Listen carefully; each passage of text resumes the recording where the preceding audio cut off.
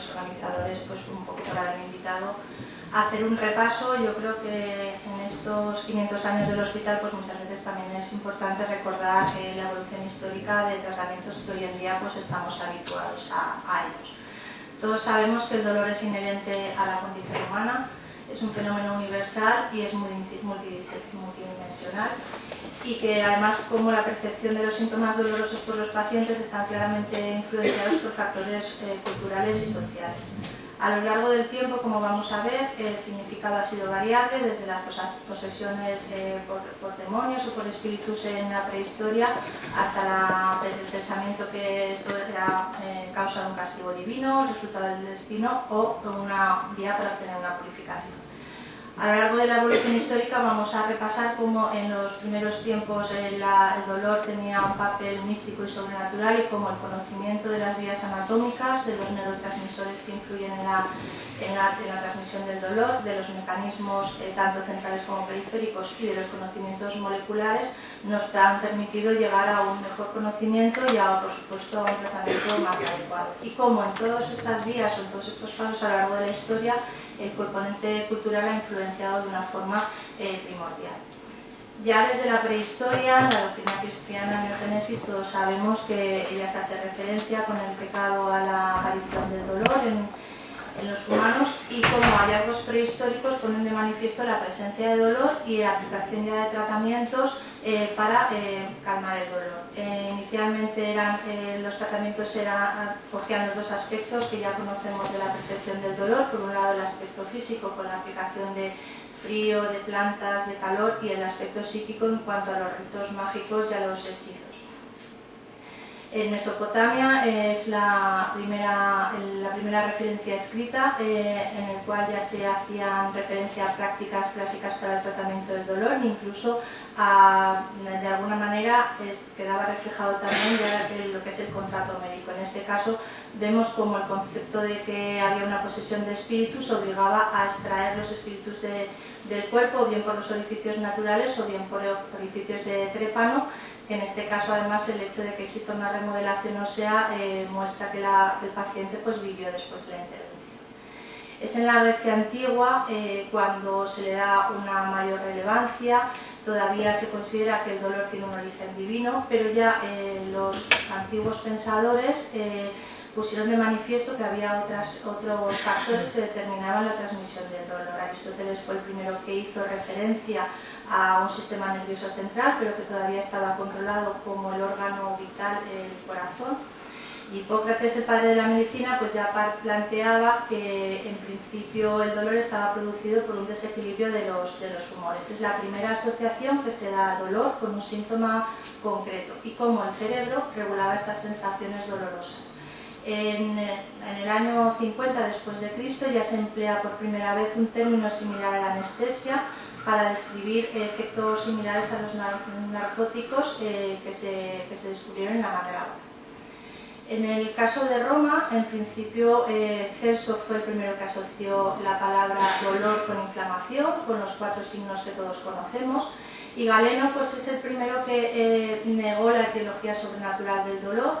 En principio ya con Galeno sale la clasificación que vamos manteniendo hasta la actualidad de las diferentes formas del dolor, que se mantiene hasta, como he comentado, hasta la actualidad, y cómo la asociación de diferentes productos naturales, diferentes plantas, permitió un mayor control. Digamos que sería el inicio de la polifarmacia. Avicena en el mundo musulmán promovió y divulgó el uso del opio y también del cáñamo para controlar los síntomas dolorosos, y describió hasta 15 síndromes dolorosos dependiendo de alteraciones humorales.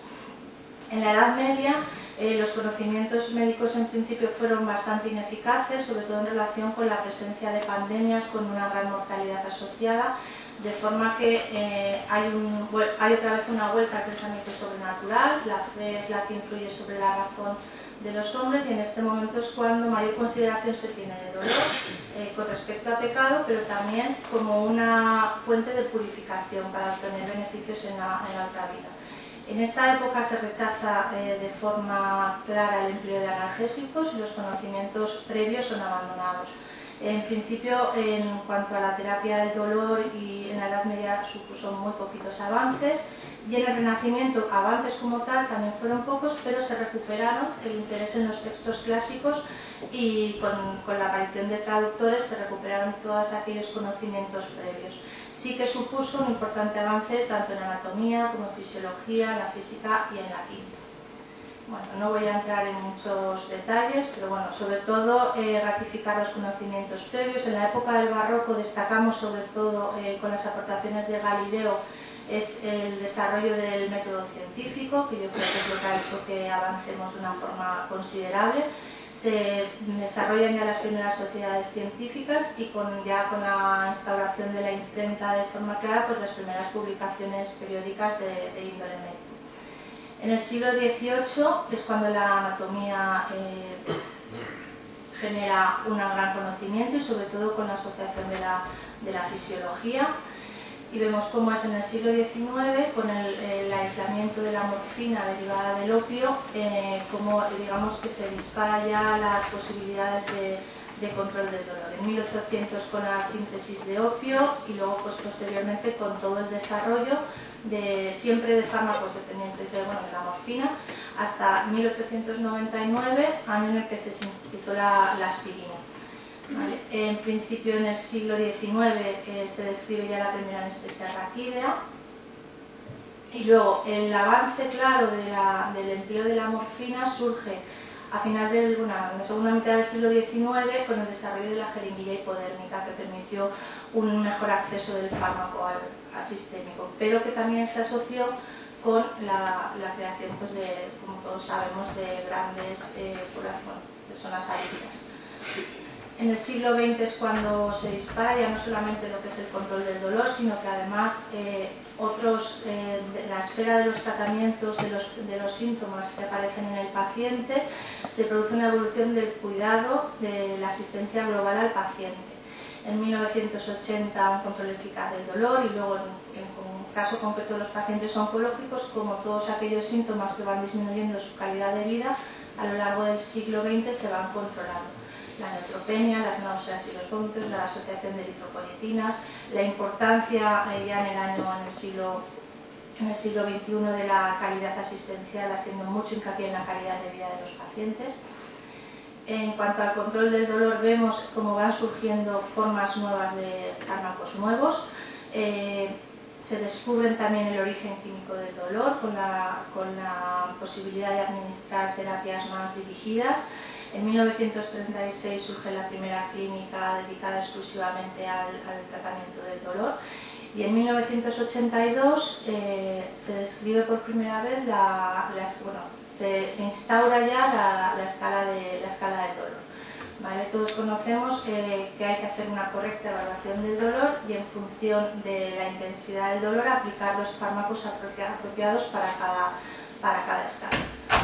Esta escalera ha tenido una gran utilidad, yo creo que ha sido la que nos ha permitido emplear fármacos más potentes para controlar aquellos dolores que tenían una intensidad moderada a severa, con un buen control, pero también es verdad que en los últimos 20 años se considera que la escalera se queda corta. Probablemente, pues lo que se plantea ya es que hay que utilizar un ascensor analgésico para llegar a un buen control en aquellos pacientes que tienen dolores moderados a severos. En el siglo XX se ha generalizado el uso de la morfina, se han creado los centros para tratamiento del dolor crónico, surgieron principalmente a raíz de la Segunda Guerra Mundial para tratar a aquellos pacientes heridos en las guerras. Se acuña una de las teorías principales del dolor, que es la teoría de las compuertas de Wall-Metcalf. Y bueno, pues en principio van apareciendo nuevas drogas que tienen menos efectos secundarios y yo creo que uno de los avances más importantes ha sido la formación de profesionales que están dedicados al estudio y al tratamiento del dolor, sobre todo dentro de equipos multidisciplinarios. La revolución del siglo XXI ha venido con la existencia de múltiples formas de presentación de los opioides. En principio vamos a disponer de formas de liberación rápida, de liberación lenta, vía subcutánea, vías transdérmicas, sublinguales, que nos permiten adecuar el tratamiento a cada paciente en concreto. Y luego, sí, yo creo que a raíz de la última década, sobre todo lo que vamos haciendo es un poco una fotografía de lo que hemos visto hasta ahora. Hemos avanzado mucho, pero todavía a día de hoy la prevalencia del dolor en los pacientes con cáncer está en torno a un 47%. Esto se aumenta en los pacientes que están en situación avanzada. Hasta el 90% de los pacientes refieren síntomas dolorosos. En los pacientes ambulatorios que teóricamente llevan una vida bien adecuada, el dolor puede aparecer superior a un 30 hasta un 60%. Más de un tercio de los pacientes tienen más de una localización dolorosa. Más de un 25% del día con síntomas de dolor. Y luego esto además les produce en un 50% de los pacientes alteraciones considerables en la calidad de vida, y luego en aquellos pacientes que tienen un buen estado general, más del 50% tienen síntomas dolorosos, con lo cual podemos decir que al diagnóstico del cáncer el 25% de los pacientes tienen dolor, y sabemos por todos los estudios que están aquí reflejados que cerca del 80% de los pacientes hoy en día todavía no reciben un tratamiento analgésico adecuado. Si revisamos los datos, bueno, pues sabemos que en los hospitales generales la presencia de dolor en los pacientes hospitalizados está en torno al 36%, que en aquellos centros en los cuales son centros especializados o monográficos en cáncer, el dolor llega a un 65% y las unidades de paliativos cerca al 80%. Evidentemente en las unidades del dolor la prevalencia sería de un 100%. Que los pacientes, además del dolor, tienen otros síntomas que influyen claramente en el dolor, con más de 9 síntomas concurrentes, con lo cual todos sabemos cómo esto va a modificar la percepción dolorosa, y que la presencia de dolor no tiene una clara relación con que el paciente esté en una enfermedad terminal. Que además el dolor no es un factor pronóstico, con lo cual es importante que tratemos al paciente como se considera. Este artículo yo creo que marca un poquito lo que estamos comentando. Es un artículo en pacientes con cáncer de pulmón, publicado el año pasado en el New England, en el cual veíamos que el hecho de que los pacientes lleven un tratamiento quimioterápico estándar, además de asociarles de forma precoz tratamiento paliativo, con el cual vamos a controlar pues, los síntomas más prevalentes, especialmente el dolor, aumenta la supervivencia, solo por el hecho de hacer hincapié en el control de los síntomas. De ahí que desde la oncología pues, siempre estemos haciendo hincapié en la necesidad de establecer unos cuidados continuos a lo largo de toda la evolución del paciente. En este siglo, ¿qué estamos consiguiendo? Bueno, pues sobre todo estamos ampliando la farmacopea. Existen muchos fármacos, además de la morfina, que podemos asociar, de forma que cada vez sea más necesario plantear una estrategia multidisciplinar. ¿Cuáles serían los principios que vamos a tener que aplicar? Bueno, pues en principio el pilar fundamental del tratamiento del dolor es evaluar el síntoma, ¿vale? Evaluarlo, darle un valor, una gradación y luego reevaluar la respuesta al tratamiento. Tenemos que pautar la analgesia adecuada para cada paciente, prevenir la presencia de dolores eruptivos o la existencia de un dolor mal controlado por la alteración, bueno, valorar también la necesidad de modificar los intervalos en función del dolor, la vía más adecuada, la dosis, y seleccionar, como tenemos hoy en día múltiples fármacos, aquella droga que sea más adecuada. En inglés tenemos que habría una optimización para el tratamiento que serían las 4 R's, pero yo creo que podrían ser las 4 C's en castellano, que sería una correcta analgesia, una correcta dosis, un correcto esquema y una correcta asociación de fármacos ayudantes.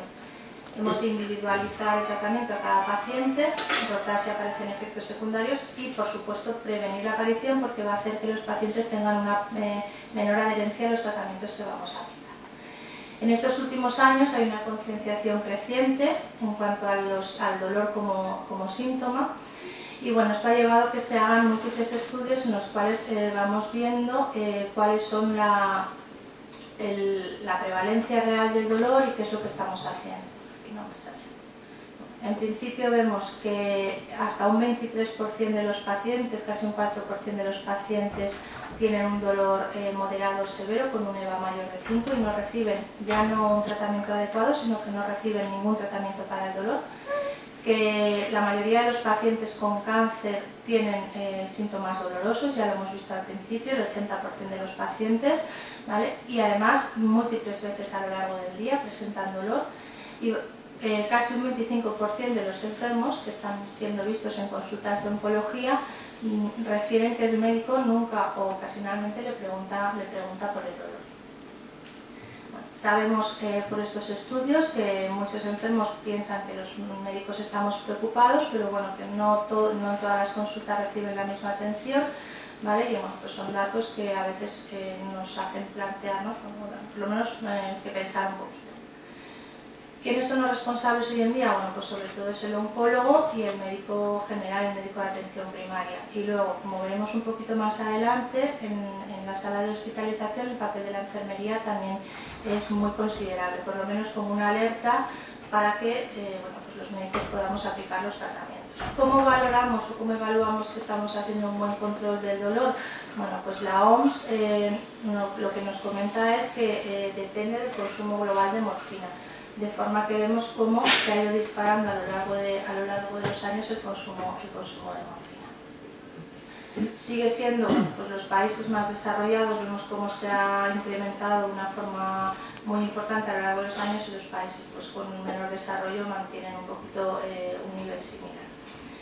Aquí sale España, ¿vale? Estos son datos del 2008, con lo cual pues, probablemente en comparación con otros países europeos más desarrollados todavía nos queda mucho por hacer. ¿Y cuáles serían las barreras que tenemos hoy en día? Bueno, pues en principio, por un lado, están relacionados con la misma actuación de los profesionales, de los diferentes servicios. Sigue existiendo el tabú de la morfina, las actitudes, el desconocimiento de los fármacos y de la forma de aplicarlos, relacionados también con enfermos y con los familiares en cuanto a la información, a miedo a la toma de los fármacos, a miedo a los efectos secundarios. Y luego relacionados con los sistemas de salud, en principio, bueno, pues sobre todo con la dificultad para la prescripción de mórficos. ¿Cómo podemos avanzar nosotros en la calidad asistencial en cuanto al dolor en nuestros pacientes? Bueno, pues lo prioritario es orientarnos a las necesidades que tienen nuestros enfermos. Probablemente hay que plantear una nueva organización y un cambio cultural en el que todos tenemos que estar implicados. Las iniciativas como el Departamento Sin Dolor y el Hospital Sin Dolor que se está desarrollando desde el Hospital General, sobre todo con la implantación del dolor como una quinta constante vital, como ya recomendaban en el 96 la Sociedad Americana del Dolor, nos permite detectar los pacientes que tienen dolor en todas las especialidades médicas, y si los detectamos, pues evidentemente los vamos a tratar. Entonces, yo creo que esto es uno de los hitos importantes que vamos a poder desarrollar a lo largo de este año, ya se está implantando en el hospital, y nos va a permitir, bueno, pues como vemos el dolor sigue infratratado, probablemente porque está en muchos casos infradiagnosticado. En España pues todavía tenemos un consumo pobre de morfina en relación con los pacientes que tienen dolor. Todas las especialidades tienen, como ya se ha visto en una encuesta que se ha realizado recientemente en pacientes hospitalizados, todas las especialidades tienen pacientes que tienen dolor, con lo cual, bueno, pues, dentro de los retos que tenemos, pues sobre todo el principal es la formación. Hay que enseñar a todo el personal médico y de enfermería a evaluar y a tratar el dolor, hay que eliminar aquellas barreras que nos impiden hacer un control adecuado. Son necesarias todavía hoy en día nuevas drogas y nuevas formulaciones, y luego, bueno, pues en el caso concreto de la oncología, el control del dolor nos da una excelencia en la calidad asistencial a los pacientes. Yo creo que sobre todo plantearnos día a día nuevos retos y nuevos modelos asistenciales, y probablemente pues el Departamento Sin Dolor nos muestre un poquito este camino y nos ayude.